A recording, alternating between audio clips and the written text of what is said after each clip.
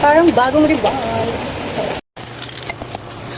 Hi mga Mima. So, tapos ko lang maliko and sorry sa ingay kasi umuulan.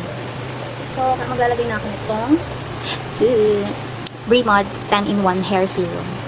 Alam na nagte-trending to. Dahil perfect siya sa mga damaged hair talaga. 10-in-1 na siya may yung Ang ganda nga nito, na-try ko na siya siguro mga ilang araw na. And napakita ko sa kanya kung paano siya ginagamit. So, di pa ako magsusupply. Hindi siya mga ilang. Nag-dry din kasi yung buko, kakapakulay ng buko. Nagba-light blonde ako then nagbalik ako sa black kasi kailangan sa trabaho. So, lalagyan na siya. Ganyan na siya mga lima. At ang bango niya.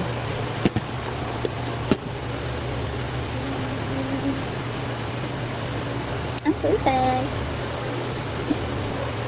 Yung bango niya guys, sobrang tumatagal talaga. Tapos ang lambot niya pag natulog. Wala kasi akong dryer. Pero pag natutulog siya, dry. Gamit. Blower pala, blower. Tignan nyo guys, tuyo na siya. Ayan, nakasupply na yan. Oh. Tignan nyo kung gaano siya ka-smooth. Diba? Parang bagong reband ang atake. Ganda niya. So gusto ko talaga yung product na to. Kasi napapalambot niya yung dried kong hair. Kaya mag-check out na kayo nito. Kung may damage hair kayo. Sobrang ganda.